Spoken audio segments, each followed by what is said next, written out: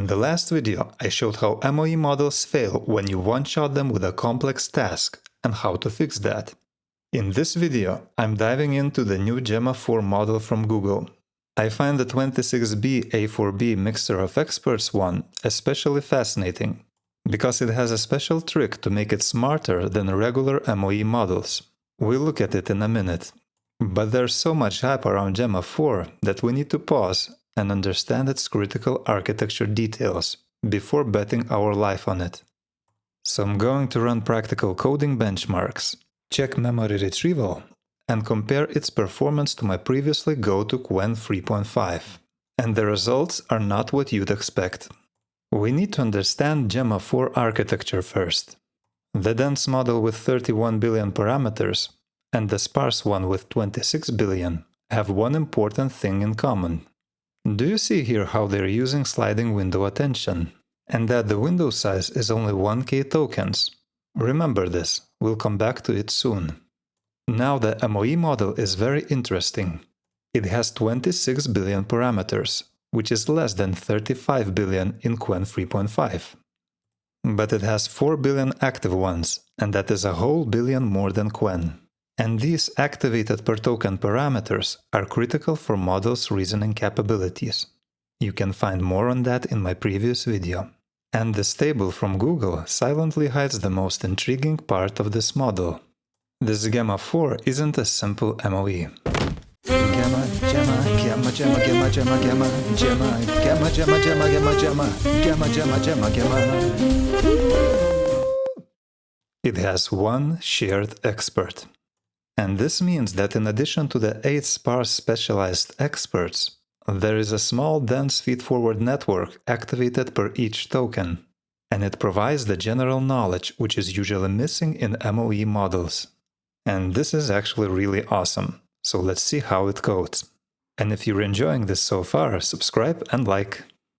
Let's run the free coding tasks, from easy to hard to extreme. All the tasks are very different. So let's see where Gemma breaks and how its architecture hides some serious trade-offs. Let's begin by creating an internet speed test monitor. I'm running the model on llama.cpp. Let's paste the prompt to generate the base of the Python speed test application. This task has some gotchas, on which other models like Qwen 3.5 trip. I'll link that benchmark video in description. In addition to code, I'm also parsing and monitoring model's performance with a custom script. Note that as the context fills up, both prompt processing and token generation slow down. Gemma provides a to-do list here. This is a good sign. It actually has another neat trick to keep track of its work, by adding comments to the source code. We should see it later too. Aha, and here's the code. First of all, Gemma 4 is using a library for speed test. It heard my ask correctly. This is better than Qwen, which tried CLI workaround first. It also added this secure flag. Not all models know how to do it. Conversion to megabytes per second is correct as well. Let's see if it managed Python TOML structure. Nice. And it's testing the app right now. And it works. Fantastic.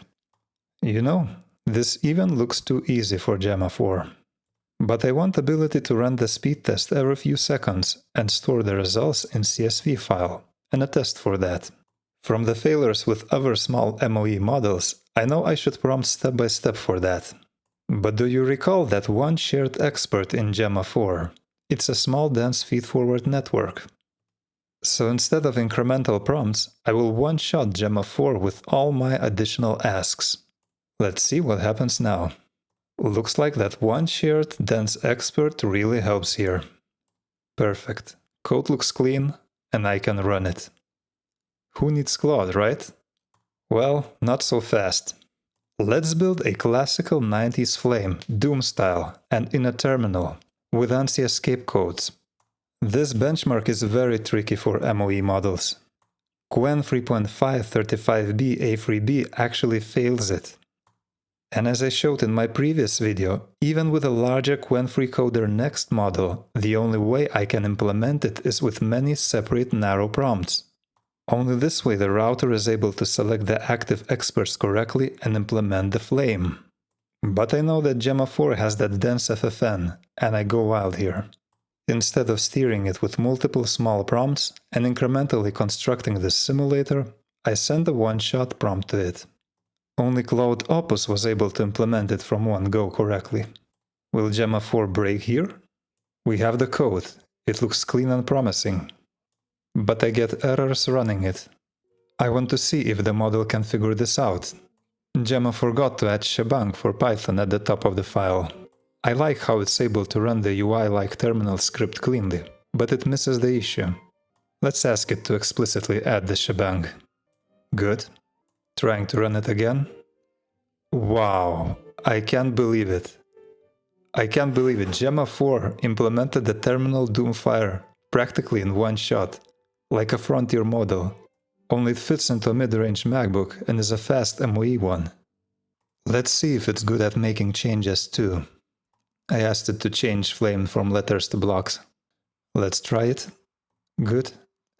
And now let's add Perlin effect, which I learned from Qwen Coder Next, and it's not trivial to write. Lots of little changes and additional math.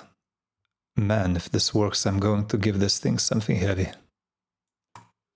And the fire is alive, moving left to right with the Perlin effect implemented correctly. Amazing. Well done, Gemma. Do you recall those 1K tokens for sliding window attention? We use 60K context tokens for the flame. But for the next task, we'll use more.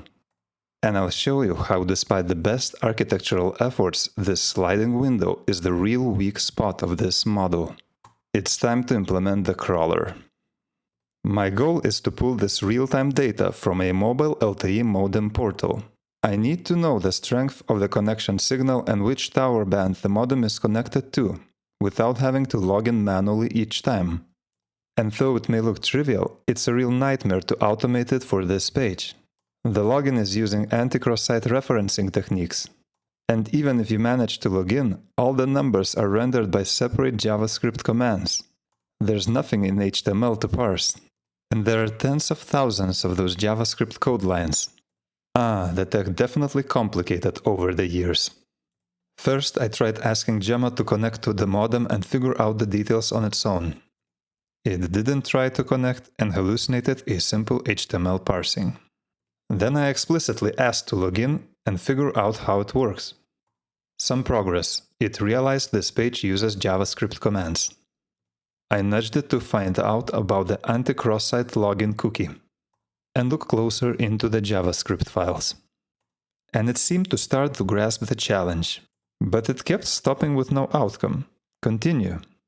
I've seen this before with another model. Needs a closer look. Finally it found the main service.js file.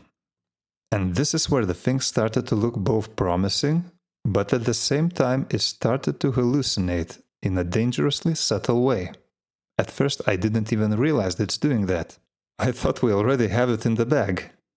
But nothing worked. It even started producing syntax errors. We're at that 60K context again. This number starts to look magical for this model. With that sliding window attention, its ability to recall relationships inside the context memory degrades with each 1K tokens added. It took me about an hour to realize Gemma is walking me in circles. It just couldn't connect the dots. I decided to stop it and load the dense Gemma 4 31B. But being dense, it filled up my max memory quickly and hung my operating system. I decided to try the hosted one, but it was also very slow. I have a suspicion why, and it cost me 13 cents in just a minute. Screw that, I'm going local. So I returned back to MOE1. But why? Why this task is so hard for it? Just look at this. This is how the service.js file looks like. It's minified. No wonder the small LLM couldn't make sense of it. There are no visual anchors. For LLMs which are trained on human data, indentation and line breaks are free structural cues. It's way harder for the model to figure out the connections when the whole file is collapsed into a single line. And just look how painful it is for the tool calls. They're reading the same first line offset over and over again. And my context is rising to the limit fast, already at 91K. I even forgot about my speed benchmarks, everything was slow at this point. Let's beautify the file. It will make it easier for Gemma, but will unveil the real issue with a sliding window attention. By the way, if you find this useful, subscribe and leave a like. I started a new session and asked it to reverse engineer this file again, now that we have it beautified.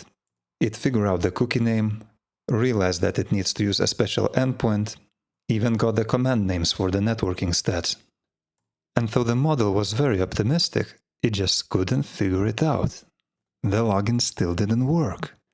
And then I realized that this JS file is 330K in size, divided by the approximate token density of 3.2, and it's more than 100K context just for this file. And though it technically fits into my 128K limit and into Gemma's 256K maximum, and because of that 1K token sliding window, the model is trying to navigate this ocean with a 1K token telescope. This model has 30 layers. 25 of them are with sliding window attention, seeing only the last 1K tokens. Why does it use sliding attention at all? Because of speed. It avoids quadratic compute explosion as context rises, keeps performance decline linear. But you know, Qwen 3.5 is also linear, but it doesn't have the issue of sliding attention.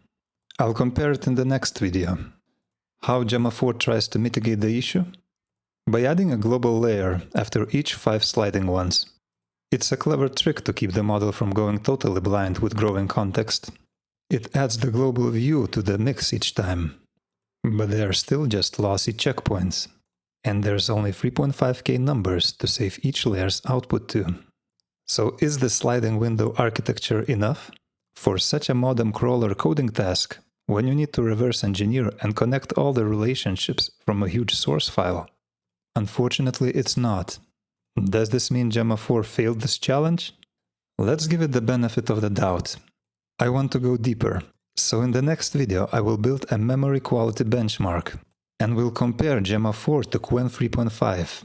Maybe we'll even find some practical ways to improve this. So stay tuned. How do you like Gemma 4? Are you hitting these memory recall issues for your use cases? How do you work around them? Don't hesitate to share in the comments below. I hope you enjoyed this video. Subscribe for more. I wish you a great day and see you next time.